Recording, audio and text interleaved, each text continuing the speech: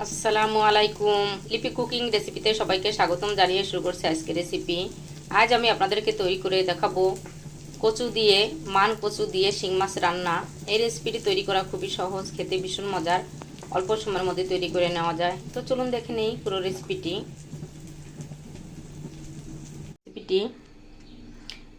এখানে আমি মান কচুগুলো কেটে ভালো করে ধুয়ে কচুগুলো একটু ভাপিয়ে নিয়েছি ফুটন্ত পানির মধ্যে দিয়ে, আর সম্পূর্ণ সিদ্ধ করিনি। তো চলুন দেখে নেই কীভাবে আমি মান কচু দিয়ে শিং মাছ রান্না করি। আর এইভাবে কচুগুলো ধুয়ে নিলে গলা চুলকানোর কোনো ভয় থাকবে না। তো মান কচু শিং মাছ দিয়ে রান্না করার জন্য আমি পেঁয়াজ দিয়ে দিয়েছি, আর পেঁয়াজটা বেরেস্তার কালার করে ভেজে নিব। পেঁয়াজটা ভেজে নিয়েছি, এখন দিয়ে দিব আদা রসুন বাটা, দিয়ে দিব কাঁচামরিচ,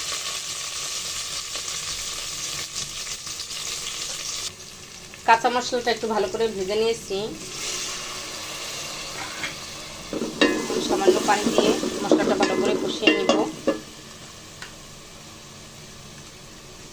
দিয়ে দিব হাফ চামচ হলুদের গুঁড়া, আমি কাঁচামরিচ দিয়েছি এজন্য দিয়ে দিব হাফ চামচ শুকনো মরিচের গুঁড়া। আর ঝালটা দিব আমাদের স্বাদ মতো।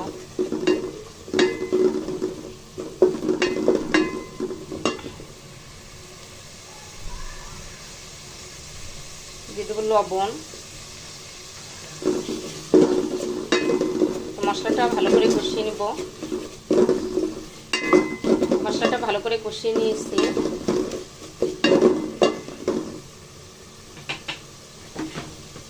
এখন দিয়ে দিব মাছগুলো, আর মাছগুলো আমি হলুদ লবণ দিয়ে মাখিয়ে নিয়েছিলাম।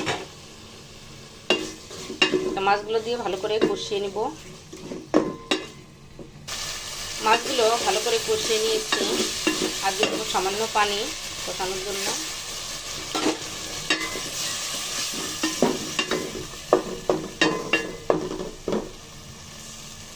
তো মাছগুলো ভালো করে কষিয়ে নেওয়ার পরে দিয়ে দিব আমি কচুগুলো দিয়ে নাড়াচাড়া দিয়ে মিশিয়ে নিব। কচুগুলো মাছের সাথে ভালো করে কষিয়ে নিব। মাছগুলো কষানোর জন্য ঢাকনা দিয়ে ঢেকে দিব। ঢাকনাটা তুলে দেখাবো মাছ কচুগুলো ভালো করে কষানো হয়ে গেছে, আর যে কষানোর জন্য পানিটা দিয়েছিলাম পানিটাও টেনে গেছে। এখন দিয়ে দিব ঝোলের জন্য পানি। তো এখানে আমি গরম ফুটন্ত পানি নিয়েছি, আর ফুটন্ত পানি নিলে হয় কি তরকারিটা রান্নাও তাড়াতাড়ি হয় আর খেতেও স্বাদ লাগে। তো আমি যতটুকু ঝোল রাখবো তার চেয়ে একটু পানি বেশি দিয়েছি, কচুটা মাছটা সিদ্ধ হয়ে যাবে। এখন একটা ঢাকনা দিয়ে ঢেকে দিব।